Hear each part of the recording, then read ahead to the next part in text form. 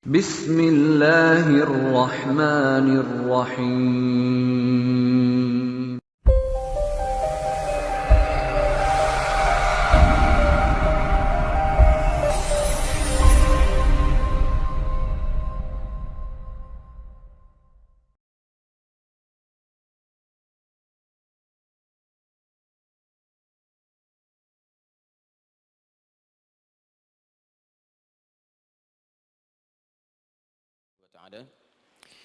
Ada dua hal yang paling penting tentang sholat ini yang ditekankan dalam Al-Quran.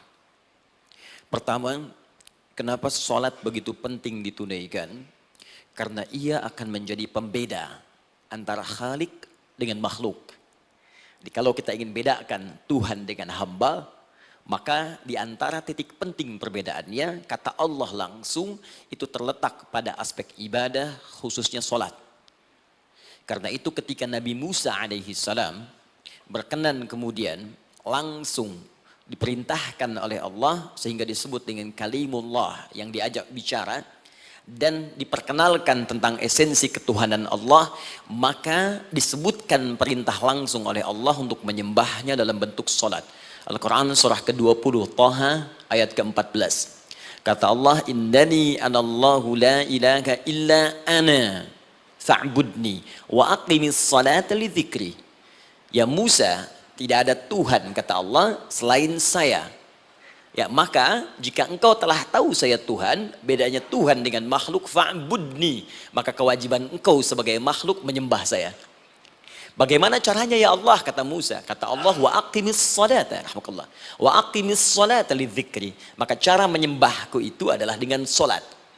Karena itu semua nabi dan rasul, bahkan sebelum Nabi Muhammad SAW, diperintahkan oleh Allah untuk mengajak umatnya seluruhnya untuk sholat. Ya, Nabi Isa alaihissalam sholat. Anda buka Quran surah 19 Maryam ayat 31 sampai 33. Nabi Ismail alaihissalam, ya kakeknya Nabi ke-29, sholat.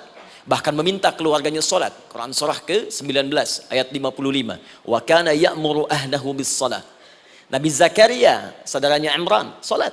Quran surah ketiga, ya, ayat ke-38 sampai dengan 39. Ayat 39-nya tegas mengatakan, "Fanadathu malaika wa huwa qa'imun yusalli fil mihrab." Jadi kalau kita urutkan dari Nabi Muhammad SAW sampai Nabi Adam alaihissalam, semua menunaikan sholat kepada Allah Subhanahu wa taala. Ya Muhammad bin Abdullah bin Abdul Muttalib bin Hashim bin Abdul Manaf bin Qusay bin Murrah bin Kilab bin Ka'ab bin Ghalib bin Fihir bin Malik bin Nadar bin Kinana bin Khuzaimah bin Mudrikah bin Ilyas bin Nizar bin Mudar bin Ma'ad bin Adnan bin Addi bin Adri bin Muqawwam bin Nagur bin Tarikh bin Ya'rub bin Yasjub bin Nabit bin Ismail alaihissalam bin Ibrahim alaihissalam bin Azar atau bin Nahur bin Abir bin Kinan bin Arfakhshad bin Sam bin Nuh alaihissalam bin Mihlail Matushala bin Kinan bin Anwas bin Thith bin Adam alaihissalam. Dari Nabi Muhammad SAW sampai Nabi Adam semua salat. Coba ulangi. Nanti dalil singkatnya dari Quran surah keempat ayat 163 paling kiri sebelah atas di mushaf. Inna auhayna ilaika kama auhayna ila Nuhin wan nabiyyin min ba'di. Muhammad, apa yang kami telah wahyukan kepadamu sudah pernah pula kami sampaikan kepada Nuh alaihissalam dan nabi-nabi setelahnya. Kenapa tidak disebutkan Adam sebelumnya? Karena Adam itu nabi bukan rasul. Nabi diberikan risalah untuk pribadi dan kalangan dekatnya, rasul diberikan risalah tugas untuk mengajak umat. Kenapa Nabi Adam bukan rasul? Karena zaman Nabi Adam belum ada umat. Siapa yang mau diajak? Ya? Ini bagian pertama. Jadi kalau kita hari ini masih mendapat kesempatan sholat, alhamdulillah, ini artinya sampai hari ini kita masih benar-benar manusia. Kan kalau ada orang yang kemudian tidak mau beribadah apalagi sholat, terkhusus ketika dia beriman, maka penting dipertanyakan, masihkah ada iman dalam dirinya? Karena itu kata Allah dalam Al-Quran, surah ke-8 ayat yang kedua, aku akan perdengarkan namaku, sehingga ketika disebutkan itu, kita bisa menguji adakah getaran iman dalam jiwa kita. Quran surah 8 Al-Anfal ayat kedua. Innamal mu'minuna alladzina idza dzukirallahu wajilat qulubuhum. Sungguh orang yang masih punya iman itu, kalau diperdengarkan nama Allah kepadanya, akan ada getaran dalam jiwanya. Karena itu setiap hari 5 kali diperdengarkan nama Allah. Untuk menguji di jiwa kita masih ada iman tidak? Bahkan dari bangun tidur, bayangkan waktunya dibagi sempurna persis. Dari mulai subuh baru bangun, menjelang ke siang, mau berakhir siang ke sore, sore pindah ke maghrib, hilang kemudian muncul gelap malam. 5 kali persis, dibagi waktu. Diperdengarkan untuk menguji, kira-kira setelah subuh siang masih ada nggak iman? Sore masih ada nggak? Ya Allahu Akbar, Allahu Akbar. Karena itu kalau iman masih ada melekat di jiwa kita, demi Allah saya katakan, begitu kita mendengar suara azan, pasti hati kita akan mengatakan, Allahu Akbar, Allahu Akbar. Wih, sudah azan ya. Pernah begitu? Ya, walaupun mungkin setelah selesai, La ilaha illallah, baru azan, belum qomat. Ya, itu normal, gak apa-apa. Yang penting iman masih ada. Nah, ini menunjukkan ada getaran dalam jiwa. Satu itu. Yang kedua, ini yang jarang dimanfaatkan teman-teman. Jadi seringkali sholat dimaknai pada ibadah formal bagian pertama saja. Adapun yang keduanya, ini yang jarang digali. Padahal sekali saja dalam sehari, itu 5 kali Allah menunggu kita. Ternyata sholat itu satu-satunya wasilah ibadah yang disebutkan dalam Al-Quran untuk langsung memohonkan semua kebutuhan yang kita rasakan. Bahkan sebelum kita diminta sholat, itu kalimat pertamanya bukan ibadahnya. Kata Allah, kau punya masalah apa? Sedang butuh apa? Sedang punya problem apa? Buka Quran surah kedua Al-Baqarah ayat ke-45 sampai 46. Paling kanan pertengahan di usad. Wasta'inu bis-sabri was-salah. Perhatikan kalimatnya, indah sekali. Ya Allah menempatkan salatnya bagian kedua. Kata Allah, wasta'inu, hei hambaku, jika kalian punya persoalan dalam kehidupan, maka, perhatikan kalimatnya baik-baik, wasta'inu, mintakan solusinya kepadaku. Jadi kalau sedang punya masalah, bukan bikin status, gak akan selesai. Sedang eksplorasi minyak, gak keluar-keluar, bikin status. Duh, susah sekali yang ngebornya, gak akan selesai. Jalan macet, bikin status. Jakarta macet, ya, gak akan selesai. Ya, apa yang harus dilakukan kata Allah? Jika Anda beriman kepadaku, yakin denganku, maka wasta'inu, punya persoalan minta kepada Allah. Caranya bagaimana? Satu, bisabri, terima dulu masalah itu, jangan dikeluhkan. Kaidah lain muncul, karena mustahil saya akan titipkan persoalan kalau tidak Anda mampu mengatasinya. Kaidah Quran surah kedua ayat 286, kita hafal ayatnya. La yukallifullahu nafsan illa usaha. Perhatikan kaidahnya. Allah tidak mungkin menguji seorang hamba di luar batas kemampuannya. Jadi kalau kita sedang punya ujian di rumah kah, pekerjaan kah, kehidupan sosial kah, sebesar apapun ujian itu kata Allah, memang karena Anda yang sanggup. Kalau nggak sanggup nggak akan diuji.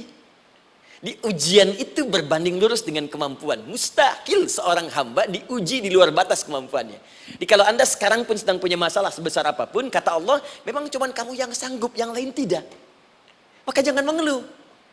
Jangan Anda katakan, ya Allah, why me? Kenapa saya? Kata Allah, why not? Memang kamu yang mampu. Yang lain tidak. Nah, ketika Anda bisa menerima itu dengan sabar, baru datang kalimat kedua. Wassalah. Kemudian datang tunaikan sholat dan mintakan solusi kepadaku lewat sholat. Ya, sedikit ya. Lihat sini.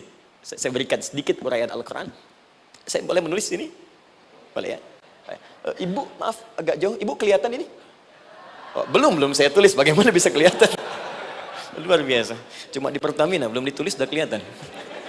Maaf, lihat sini. Wasta'inu. Baik, ya. Saya ingin sedikit sekali. Ini redaksi Quran itu indah sekali diksinya. Wasta'inu. Lihat sini. Kata Allah, jika Anda punya persoalan dalam hidup, maka mintakan solusi. Terima dulu masalahnya dengan sabar, karena kita dipercaya oleh Allah. Gini, cara memahaminya. Allah aja percaya dengan kita. Masa kita nggak percaya diri? Allah yakin dengan kita mampu. Masa kita nggak yakin? Terima dengan sabar, kemudian wassalah, mintakan solusinya lewat salat. Kata perintahnya dibuka dengan kalimat wasta'inu. Kalau kita ingin rubah kata perintah ini, fi'il amr, ingin dirubah ke dalam bentuk permohonan, minta, maka rubah kalimatnya menjadi nasta'in. Lihat, nasta'in. Baik, wasta'inu, kata Allah, kalian punya persoalan, ayo minta solusi padaku. Terus kita pengen minta, ya Allah kami ingin minta. Maka dalam bahasa Arab, kalau kita ingin merubah kalimat ini ke dalam bentuk permintaan, kita katakan nasta'in. Saya tanya pada Anda, pernah nggak dalam sholat kita mengucapkan kalimat nasta'in? Ada? Masih ingat? Baik, apa kalimatnya? Iyyaka na'budu wa iyyaka nasta'in. Perhatikan, iyyaka na'budu wa iyyaka nasta'in. Iyyaka na'budu, iyyaka ya Allah, engkau perintahkan aku untuk ibadah.